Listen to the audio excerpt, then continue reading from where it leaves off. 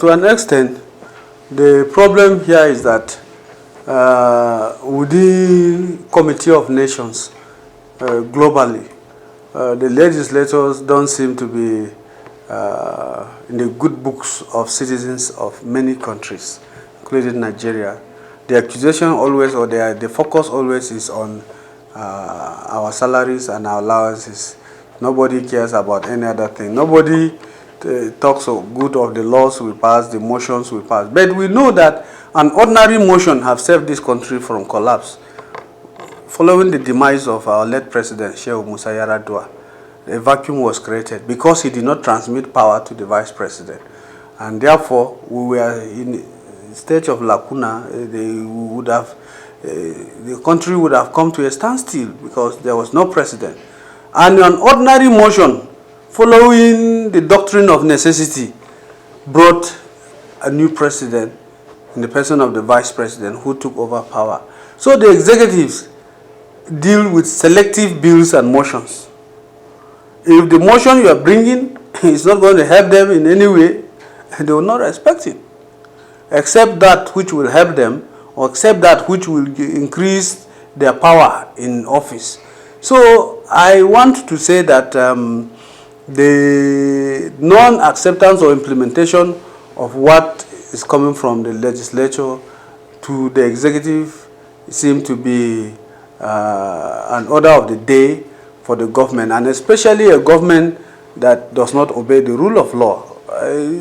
Nobody can convince me that President Buhari obeys rule of law. Nobody. I have a lot of instances to show that the government does not, the rule of law seems to be absent in this government. You recall the appointment of Magu. The National Assembly rejected that severally, but he went ahead and left Magu as an acting boss of EFCC.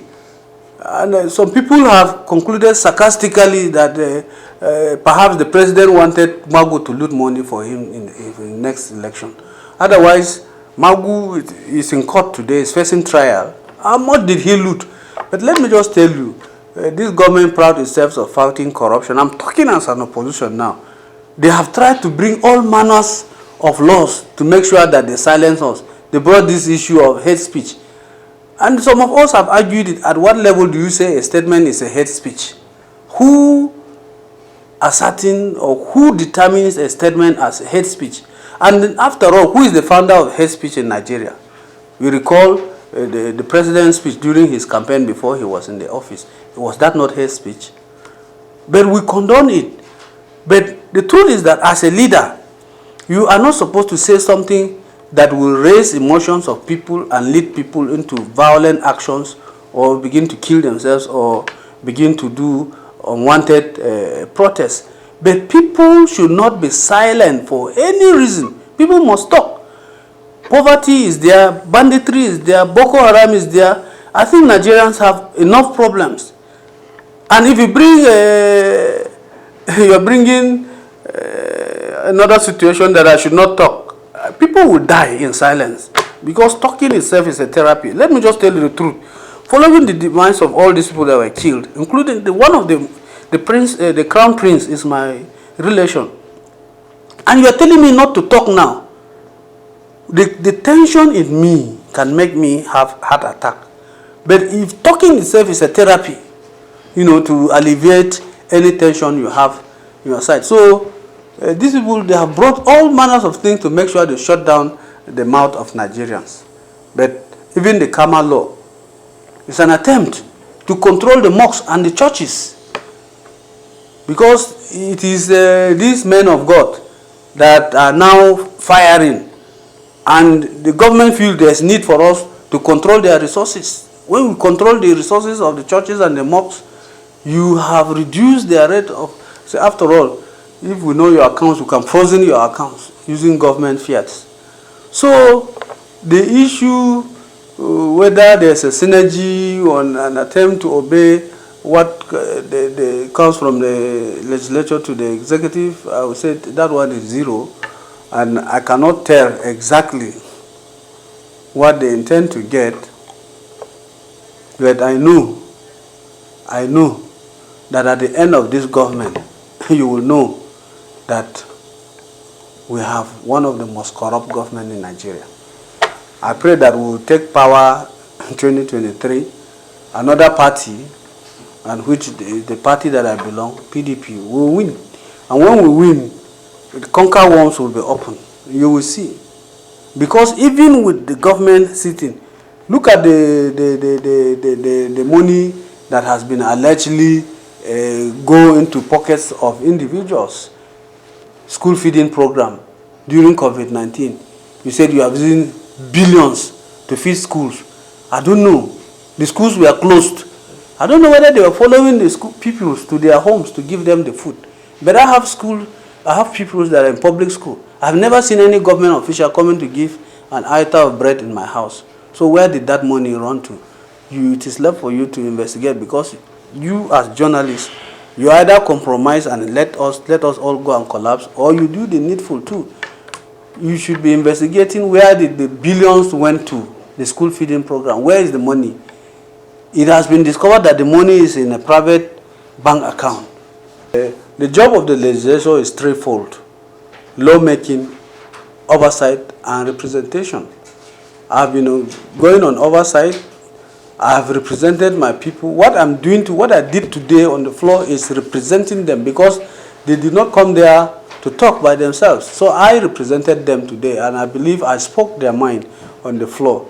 And then lawmaking, there are a lot of laws. If you check your records, I happen to be among the first 10 legislators with the highest number of bills in the House at the moment. So I think we have done our part. But I want to conclude that the best way that this country can survive, and we will accept ourselves as citizens of the same country, is to avoid this issue of today they are blaming the police, blaming the SARS, blaming this. Let us go back to the rudiments. And the rudiments is for us to accept the 2014 confab results. Because the Constitution of Nigeria, they said, we the people of Nigeria. I don't know who are the we. My forefathers did not participate. Somebody sat down in his bedroom and wrote this Constitution. And he's saying, we the people of Nigeria. We the people of Nigeria is the constitutional conference that was organized by President Goodluck Jonathan. Because every sector of the economy was represented. Every ethnic nationality was represented. Traditional rulers were there. Religious leaders were there. Youth groups were there. NGOs were there. CBOs were there. Pressure groups of all sorts were part and parcel.